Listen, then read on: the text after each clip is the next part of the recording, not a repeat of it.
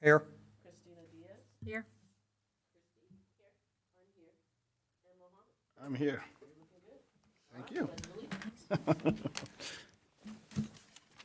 Allegiance to the flag of the United States of America, to the republic for which it stands, one nation under God, indivisible, with liberty and justice for all. Honor the Texas flag. I pledge allegiance to thee, Texas, one state under God, one indivisible.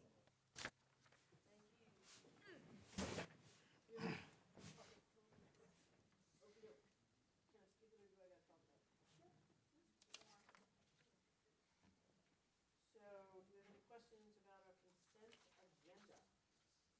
Kyle? Why me? I just love you. That's Come on. Man, y'all drill me all the time. No, actually, I do not on this one. So, Well then, I'm looking for a motion. Have a motion to approve the consent agenda, items 1 and 2. second. Okay, Oh, sorry. Items 1 through 3. Yeah, second on that. okay, so, all those in favor of the consent agenda, please raise your hand. And it's unanimous approval. So let's move on to the regular agenda. No, there was no comments, or at least that's what she said. So, consideration and possible action to approve final plat for Meridiana, section 54B, being a subdivision of 2.7 acres, I don't have to read, out of the Oliver Hall Survey, Abstract 203, City of Manvel County, Brazoria County, Texas. So, Miss Jess, can you give us an overview of your report? Yes, ma'am. So this is a final plat for Meridiana, Section 54B. This plat was previously heard on September 12th of 2022, and the plat was not approved because we had the absence of a detailed utility table. The resubmitted letter includes a letter of the proposed section will be served by water and wastewater capacity from Brazoria County Med 56. However, a utility summary table to show adequate capacity was not included to address the deficiency. The applicant has indicated that the project is vested to older subdivision ordinance and that the requirements do not apply at the platting stage. However, both the older, as of 2004, and current subdivision ordinance include ensuring that adequate public facilities and services are available concurrent with the development and will have a sufficient capacity to serve the proposed development as a stated purpose. So staff is not recommending approval of the proposed plat because according to Med 55 operations report and the current Med 56 development summary, there is not adequate capacity to serve the proposed subdivision. And those come from section 6213, section 6241B18 of the current subdivision ordinance, 2004 subdivision ordinance, which is by ordinance number 2004-0-17, cited from section 1C, section 49, and section 24B19. Also referencing the design criteria manual in section 2, wastewater 1.04F general requirements, and section 3, water 2.2 design analysis. Questions, comments? Is this related to the same one we had last time where they didn't have the capacity, the chart? Yes, except we have noted that they do not have the capacity for water and wastewater. So I have a question. Have they commented? How would you come without capacity? Good evening. So I have a statement that the developer would like made tonight, and our dear. response as the engineer. My name is Hannah Ritchie with EHRA, and we are the engineer for both on behalf of the developer, and we are the district engineer for BC Mud 55, 56, and 57. It is our opinion that we have provided the necessary information for approval of this plat per the city code to ensure adequate services are available concurrent to development and will have sufficient capacity. We provided a letter on behalf of Brazoria County Mud 56 stating that Meridiana Section 54B will be served by Brazoria Mud 56 for water and sewer capacity. Neither the state nor city code require that a water or sewage capacity must be proven available at the time of plat approval or recordation. The BC Mud 56 wastewater treatment plant is currently under construction and scheduled to be complete after the first of the year. The schedule for construction of this section 54B would not be complete until next May. Home builders would not be able to begin construction until after that date, and occupancy would not be until several months after that. The completion of the Mud 56 wastewater treatment plant will provide more than enough wastewater capacity to serve this plat and will be in place months before that need arises. That is my official statement. So, Ms. Hannah, that you say that's coming from the developer and not from EHRA? No, that is from EHRA. So you're arguing the ordinance that Ms. Jess here just rattled off? I am arguing that what we provided is sufficient So you're saying what she's saying is incorrect? I'm saying that we have a different opinion on the interpretation of. Okay. Okay, so she has a different opinion. Is that what you're stating? Okay. I don't have any more questions. Anybody else? Questions, comments? Thank you. Thank you so much. Sure.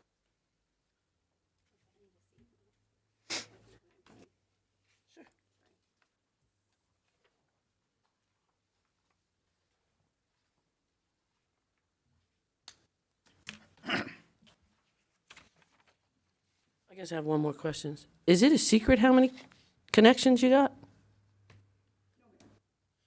Do you have that listed anywhere? Are you going to tell anybody about it? Because isn't that what this is, a table There's of not a chart. connections? There's not a chart that says? we- Yes, we have information about Are you going to, capacity of all of our plants. are you going to give it to us? Or is it just going to be a secret? So we are providing the information that we feel we are required to. So it is a secret. I don't know. This sounds like a silly game. Yeah, Sounds like a silly game. You know how many connections you have. We're asking you to put it in writing. You don't want to do it. I'm pretty simple. There's Sorry. different interpretations as to how many connections. I don't we care how currently- many interpretations there are. Either you know how many connections you have, or you don't. So the term connections can be defined different ways by different engineers and by different agencies. And so that's where our definition of connections differs from the city's. Okey doke. I think she means how we define our capacity as far as water and wastewater.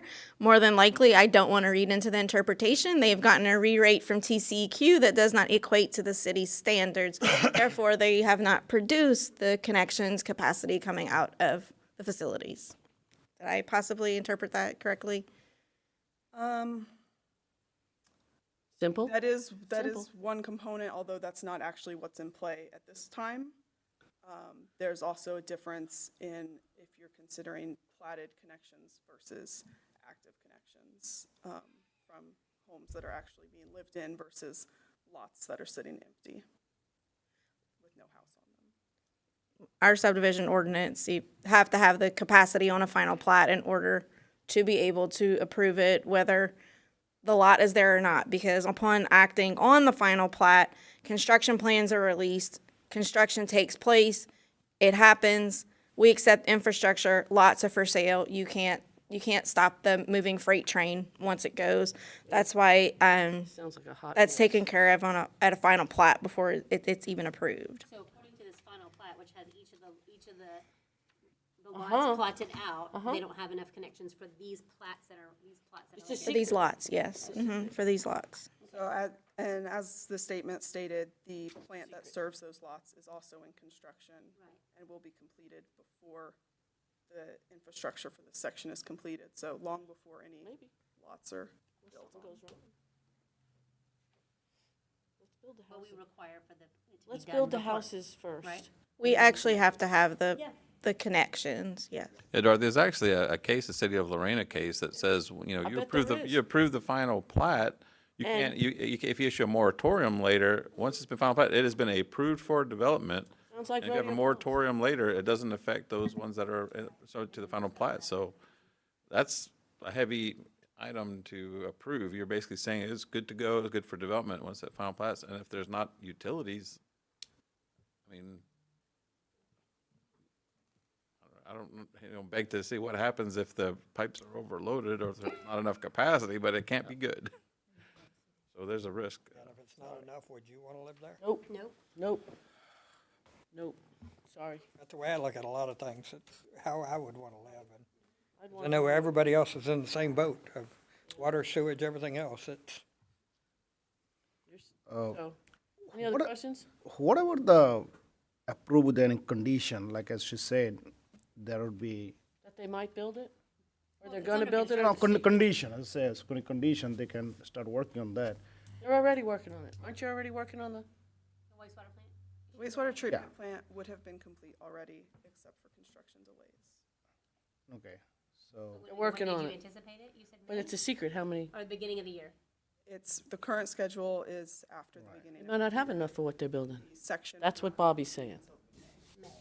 So, so why is so secret? I'm just like, outside. I'm just, So for the same reasons that were described about construction delays is probably the very reason why you wouldn't want to recommend a conditional approval on something like this, because we don't have control of those things that are outside of the purview of what we're doing.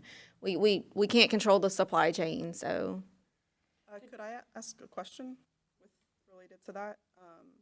Because I know there have been cases where plats were approved conditionally to where they could not record until a condition was met. So this, Staff's never made a conditional approval on this magnitude to this body. We've never made that recommendation. Bobby, can you give me that case where, what you were saying before? Can you give us that again?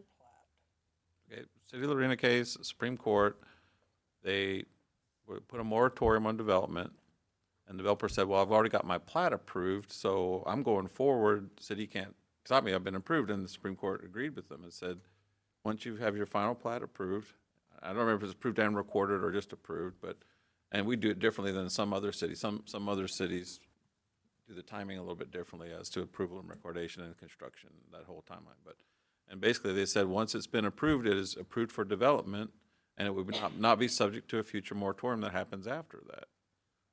Even though there's no So- houses on the ground, I guess that makes really not much of a difference between whether it's a platted lot or whether it's a lot that's actually in use. Because once it's been platted, we have to treat it as if that's locked in. This is a final. Mr. Mohammed, we'd be approving the final plat. That's Not it. preliminary, it's a final. That's it. No more Condition games. is not applied for there, okay? Question? no, ma'am?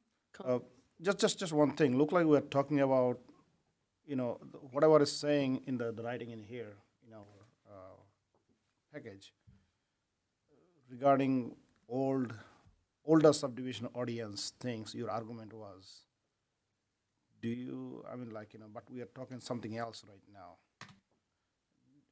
Their argument was, their building is based on older subdivision audience. Am I correct? That's what So right now in my statement, I did not mention that. The argument I'm making that is that even based on the current code, it's required to provide capacity concurrent to development. And so we're saying the capacity is under construction concurrent to our development going under construction.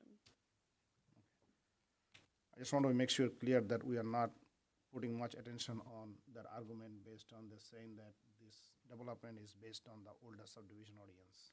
Just to make sure. A response was provided by staff, because that was the response that was provided back to staff when we made the initial comment. So we did our due diligence and put it there specifically citing that back from 2004, which predates the agreements and vesting of this development, that it still says the same things that it says today currently in the subdivision ordinance and the design criteria manual, the engineering standards. Okay.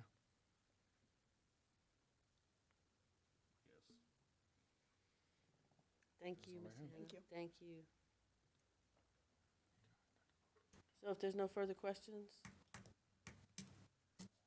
I'm looking for a motion.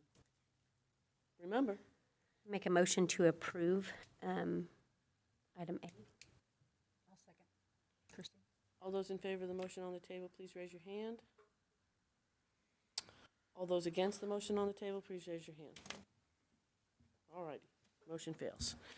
Number 2, consideration and possible action to approve an extended stay permit located at 6406 Crest Ridge Street.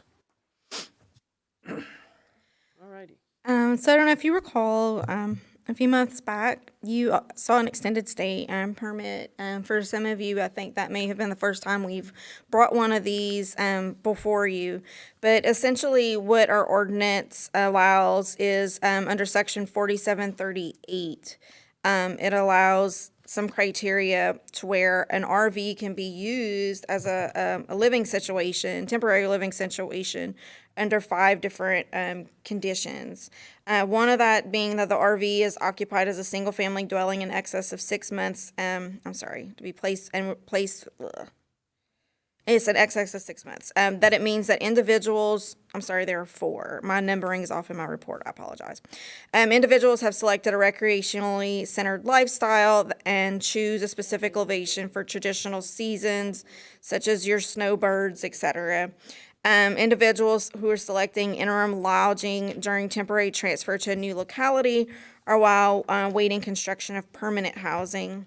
Or an individual who frequently relocates for employment purposes, or individuals that have selected a camping unit as a housing alternative for extended periods due to extenuating circumstances such as an illness.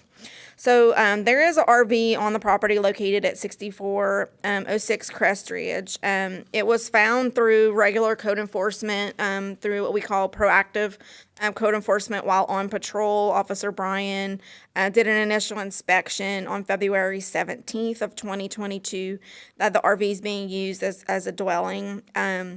They were provided a notice of a violation for that. The officer noticed that there were slides out, there's a garden, a garbage bin, and some tree debris that's on the roof in the slides. On February 25th, the property owner contacted the code enforcement officer, Brian, about the 14-day notice of violation. Property owner stated that the RV was currently being used as a temporary residence for her mother until a secondary structure could be built or an addition could be built to the existing home. During this conversation, Officer Bryan told the property owner to contact Development Services to schedule a meeting for either of this construction. That did not occur in this time period. As a follow-up to the 6 months, Officer Bryan went out on August 25th of 2022, and the situation had not changed compared to February 17th. At that time, a 14-day notice of violation by certified mail was given to the property owner, mailed off. On September 1st, the property owner contacted Officer Bryan, and through speaking with Officer Bryan and Development Services, we were able to provide this application to her so she could submit that to us. Ms. Holloway submitted the application and stated that there was for item number 3 regarding temporary lodging for transfer while waiting permanent housing as the reason why they were requesting the extended stay permit. Since that period of time of getting the violation on the 25th and having this application being brought through, staff has not spoken with the property owner about any sort of construction. We haven't had a pre-development meeting or a conversation of how that could occur. The property owner has stated that the timeline to begin any of the construction would be June of 2023. So let me just kind of bore you a little bit of sort of with the details on how this works. Currently, the property was platted into lots 17, 18, and 19. It appears that 18 was further subdivided illegally into 18A from 18. So there are 4 lots with 18A being really, really small. So currently, The house sits on 18 and 19, the house and its accessory structure with the garage. Lot 17 is the one that is currently vacant. So when looking at all the different sizes of the lots as far as being able to construct a new residence could be constructed on lot 17.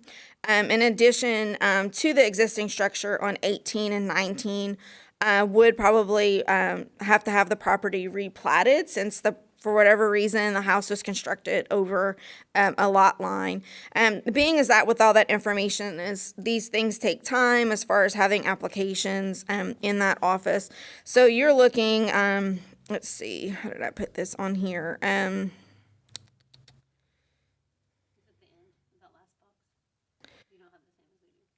No, I've gotten everything a little bit, shorter here. Basically taking into account the timeline that they've given of June 2023 to begin, you're probably looking at a minimum of 9 months to maybe a year to construct a new residence, and then 3 to 4 months if you were doing an addition, if you were ready to go. So we're looking at, there's a possibility of it being approximately at minimum a year and a half, or at maximum possibly 2.5 years that she would be living in the RV before anything were to be built. But I just want to stress that we haven't spoken to the property owner about any of the options that have been defined in here.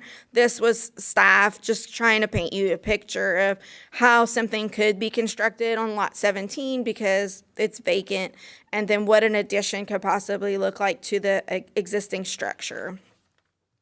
So staff does not recommend approval of this extended stay request because the RV has been identified through notice since February 2022 and again in August 2022, which is greater than 6 months. The applicant has not submitted a new home permit, submitted a home addition, or conducted a pre-development meeting to comply with satisfying the intent of Section 4738. The construction timeline provided by the owner is to begin June 2023. Besides email documentation from the property owner, staff has no other concrete evidence, such as a building permit application or approved permit to attest the property owner will comply with the zoning ordinance. The city's zoning ordinance does not permit RVs as a residence in the open single-family zoning district. Allowance of continued residential use of the RV beyond 6 months without permits for construction would confer rights to this property owner that are not allowed by other property owners in the city. And that concludes my presentation. And yes, ma'am. Is this the same one that had the deck that? No. Different, This is, yeah, it's close to the same road, different road. Yeah. I believe when officer was probably on patrol kind of in this area following up, probably noticed that this one was being lived in, and they've got utility connections that were similar to the other case too, yeah. So what are you suggesting? We kick her out? Or tell her she can't live there anymore? Is that what we're doing? I'm not riding that one. The extended stay permit allows that person to be able to live in the RV as a dwelling unit for, I don't know, I get 6 that. months, a year, yeah. So what do you suggest we do? Just say no, and then the code enforcement goes back and says you gotta go? Is that what's gonna happen?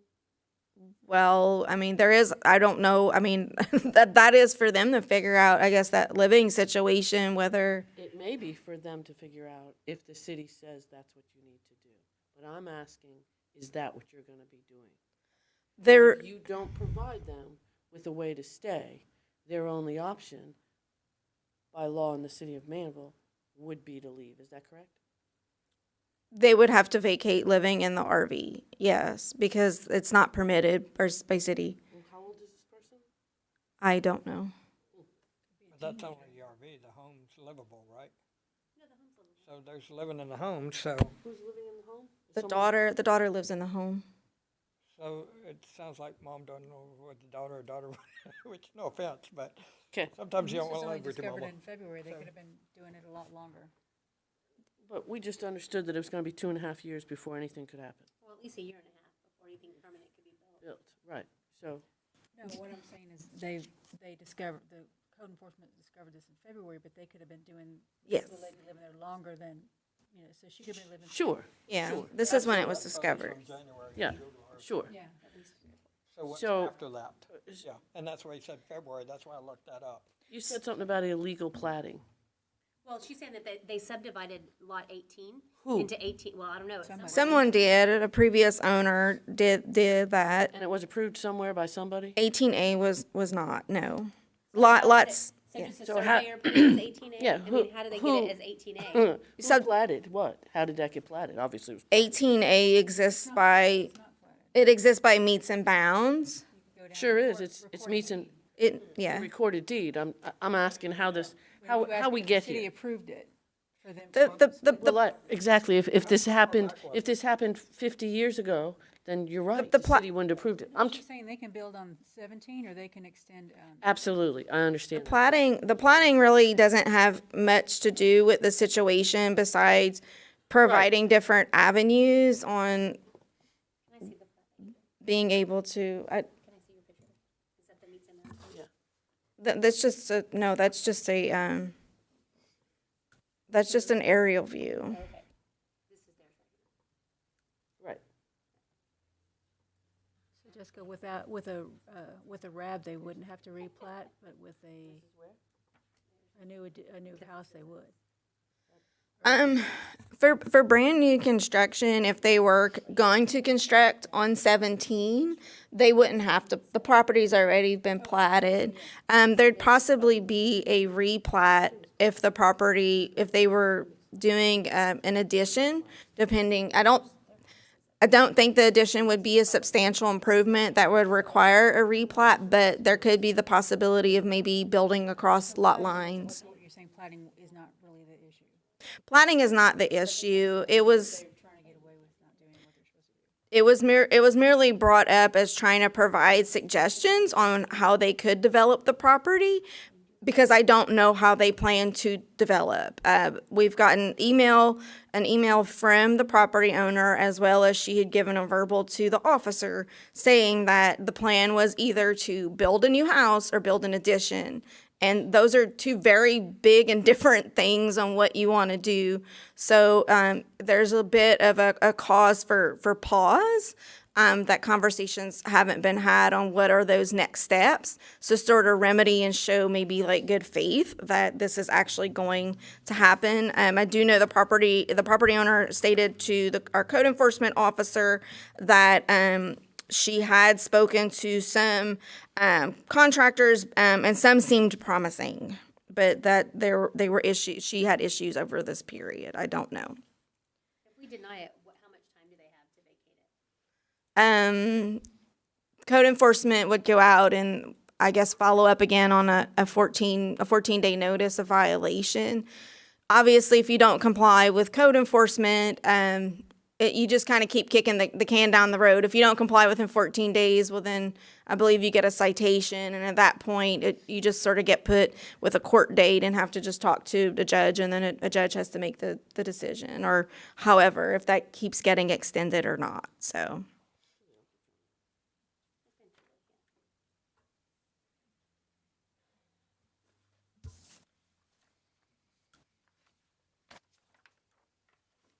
Questions, comments? Thank you, Jess, for your presentation. Quite a presentation. Questions? Come, Mohammed, I can see it. Before I'm looking for a No, actually, I'm just looking for some kind of option or discussion, really. You know, sometimes you are in some situation, you can't help yourself, you know. I think this is the one of them, really, and not much to add, really. Okay, then I'm looking for a motion. You don't have any more? Can I just make one more? Absolutely. I just want to make one more point again. Allowing this beyond 6 months or at whatever time period, if you were choosing to do that, does provide privileges with this property owner that other property owners don't have.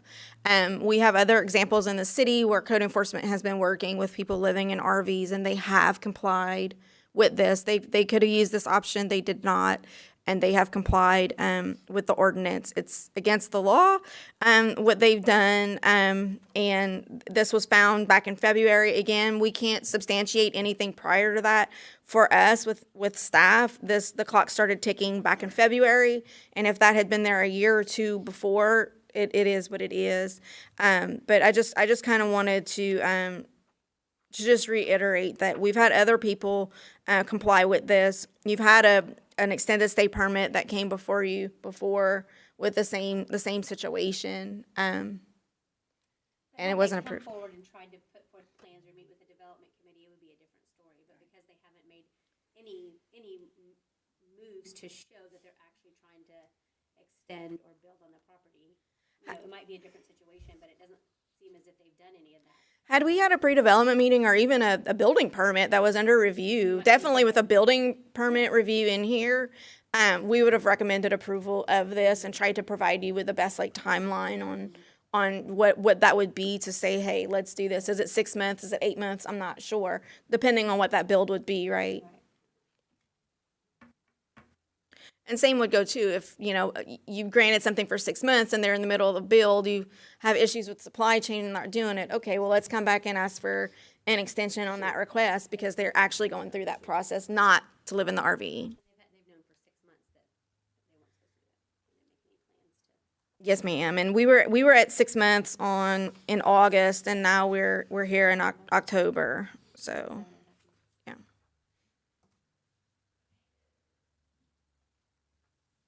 Looking for a motion, unless you got any more questions. You know those negative motions. I'll make a motion to approve regular agenda item B. Second. All those in favor of the approval of B, raise your hand. All those opposed, raise your hand. All righty, then it's a unanimous opposal. Opposal? Proposal, yeah, that sounds very fancy. That is a fancy term. Consideration and possible action to direct staff to provide applicants written statements of the conditions and the conditional approvals and the reasons for disapproval of any plans or plats that were not approved per Texas Local Code 2120091. Motion? We'd like to write to people. Dollar sign is kind of, I'm sorry, the dollar sign is kind of like mistake, typo or what? No, we do it every time. If there's a, It appears to be a typo instead of the section. oh, Yeah. Good catch. yeah, I paid no attention to that. I know we're not getting paid. $212. We're not, 2,000. No, It's a you're right, decimal, you're it's a right. decimal. Yeah, we're not getting paid. I think so. It's a good thought. And they're not getting paid extra. They're just doing it out of the kindness of their hearts. So, I need a motion. Okay. I'll second. All those in favor of the motion on the table, please raise your hand. All righty, it's an unanimous approval. Then I need a consideration and possible action to approve excused committee members' absences. Make a motion to approve item D on the agenda. Second. All those in favor say, raise your hands. Okay. All righty then. Then I need one more minute, Make a motion to adjourn. yes. All those in favor? All righty.